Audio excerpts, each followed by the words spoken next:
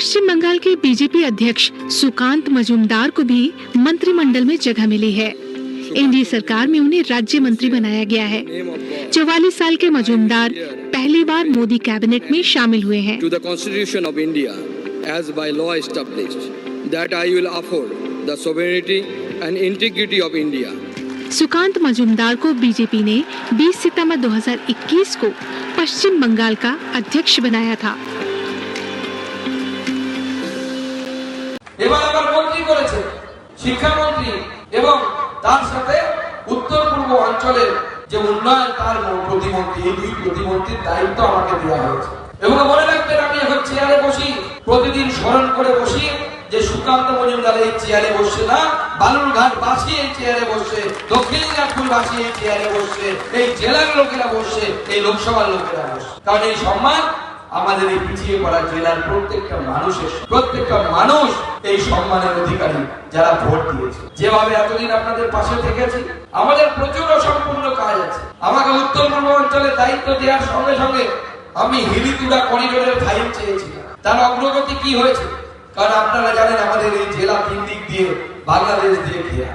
আমাদের মুখ একদিকে শুধু কলকাতার দিকে, মানে অর্থাৎ পশ্চিমবঙ্গের মূল ভূমি, তার দিকে আমাদের মুখ, অন্যদিকে যাওয়ার কোনো রাস্তা নেই। সেজন্য আমাদের এখানে উন্নয়ন স্তব্ধ হয়ে যায়। মোদি জিন্দাবাদ, জেপি নাড্ডা জিন্দাবাদ, অমিত শাহ জিন্দাবাদ, ভারত মাতা কি, ভারত মাতা কি। এবার আমরা বালুরঘাটবাসীদের প্রতি জয়গান দিই। বালুরঘাটবাসী জিন্দাবাদ, বালুরঘাট বিধানসভাবাসী জিন্দাবাদ, বালুরঘাট লোকসভাবাসী জিন্দাবাদ, ভারত মাতা কি।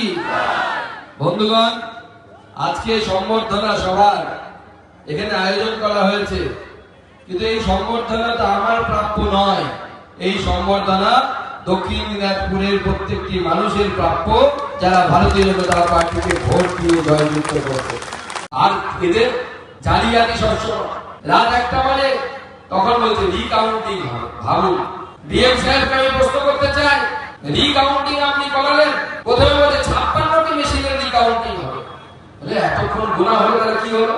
আমরা চিৎকার করলাম যে না, এতক্ষণ রিকাউন্টিং করা যাবে না। তখন উনি বললেন 10টি মেশিনের রিকাউন্টিং করতেই হবে, না হলে পরে হবে না। তো 10টা মেশিনের রিকাউন্টিং করতে হবে। কেন দরকার? যারা বাইরে থেকে, দিল্লি থেকে অবজারভার এসেছিলেন ইলেকশন কমিশনের, তারা বলছেন আরে মশাই, আপনি প্রতি রাউন্ডের রেজাল্ট নিয়ে এসেছেন, রেজাল্টের উপরে নিজে সই করেছেন, সই করে বলেছেন রেজাল্ট সব দিক থেকে ঠিক আছে। তার সইয়ের উপর বলছে আপনার ডিএম এর সইয়ের উপরে আমরা সই করেছি, তাহলে আমার রিকাউন্টিং কিসের? মেশিন কি বাকেট বার এক একটা দেখাবে নাকি? তাই দেখায়। যদি ব্যালট হতো তাহলে না